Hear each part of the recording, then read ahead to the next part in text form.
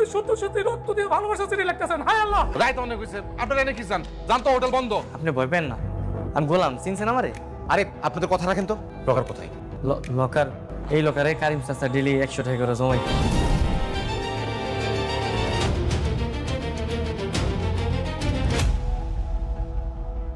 কি ব্যাপার মনি চাচা, আপনি এখানে কিছু বলবেন? না মানে আর কি, অথবা ম্যাডাম অঘটন তো ঘটে গেছে ম্যাডাম, হাসপাতালের দিকে নিয়ে যেতেছে, আপনি তাড়াতাড়ি হাসপাতালে চলে আসেন ম্যাডাম। গোলামরে কারা জানি গুলি করছে।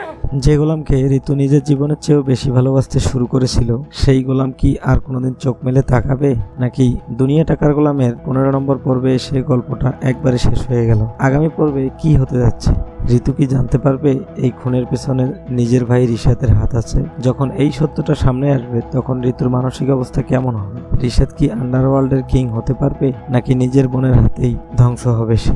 লকার নাম্বার 92 এর রহস্য কি চিরকালের জন্য মাটির নিচে চাপা পড়ে গেল? এই সব প্রশ্নের উত্তর জানতে ভিডিওটি একটুও মিস না করে শেষ পর্যন্ত দেখুন। আজকের পর্বে শুরুতেই ছিল এক চরম উত্তেজনা। একদিকে রিশাদ তার ক্ষমতার লোভে অন্ধ হয়ে লকার নাম্বার 92 এর খোঁজে মরিয়া, আর অন্যদিকে গোলামের সাথে ঋতুর রোমান্টিক ডেটিং। ঋতুর পরনের শাড়ি দেখে গোলামের চোখ জুড়ে যায়। এরপর ঘটে সেই মিষ্টি আর ইমোশনাল দৃশ্য, যেখানে গোলাম নিজের বুকে সুই ফুটিয়ে ঋতুর নাম ট্যাটু করে নেয়। ভালোবাসার মানুষের নাম বুকে খোদাই করে নেওয়ার যে আনন্দ তা গোলামের চোখে স্পষ্ট ছিল। ঋতুও তাকে সারপ্রাইজ দেওয়ার জন্য রাতে বাসরঘর সাজাতে শুরু করে, কিন্তু আসল টুইস্ট আসে তখন যখন রিশাদ লকারের খোঁজে গোলামকে ডেকে পাঠায়। গোলাম রিশাদকে বোকা বানানোর জন্য এক হোটেলে নিয়ে যায় এবং করিম চাচার 100 টাকা জমানো লকার দেখায়। কিন্তু রিশাদের মতো ধূর্ত মানুষ কি এত সহজে ধোকা দেয়া যায়? রিশাদ বুঝে যায় গোলাম তাকে পাগল সেজে নাটক করেছে। আমার ব্যক্তিগত মতে আজকের পর্বটি ছিল এই সিরিজের অন্যতম সেরা এক ইমোশনাল একটি পর্ব। বিশেষ করে ডিরেকশন এবং স্টোরি টেলিং ছিল এক কথায় অসাধারণ। রিশাদের ক্যারেক্টারটি যেভাবে ক্ষমতার লোভে হিংস্র হয়ে উঠেছে তা সত্যি প্রশংসনীয়। তবে সবচেয়ে হৃদয় বিদারক ছিল গোলামের গুলি খাওয়ার দৃশ্যটি। একদিকে ঋতুর ভালোবাসা প্রকাশে আনন্দ, আর অন্যদিকে গোলামের জীবনের শেষ মুহূর্তের ছটফটানি। এই প্যারালাল এডিটিং দর্শকদের মনে গভীরভাবে দাগ কেটে গেছে।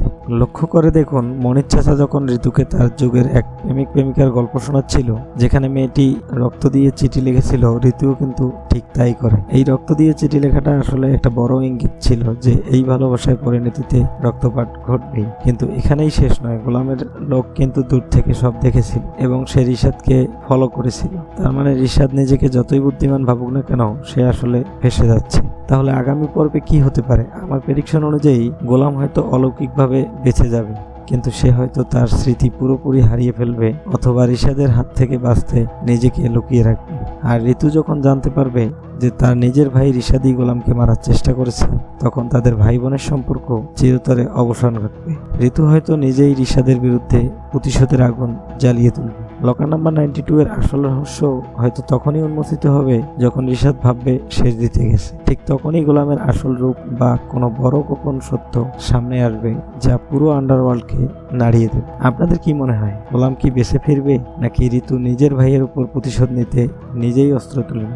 লকার নাম্বার 92-তে আসলে কি আছে বলে আপনার মনে হয়? আপনার মূল্যবান মতামত নিচে কমেন্ট করে অবশ্যই জানান। ভিডিওটি ভালো লাগলে একটি লাইক দিন, বন্ধুদের সাথে শেয়ার করুন, আর এই নাটকের পরবর্তী সব আপডেট এবং টুইস্ট সবার আগে জানতে চ্যানেলটি সাবস্ক্রাইব করে পাশে থাকা বেল আইকনটি অন করে রাখুন। দেখা হচ্ছে পরের ভিডিওতে। ততক্ষণ ভালো থাকুন, সুস্থ থাকুন।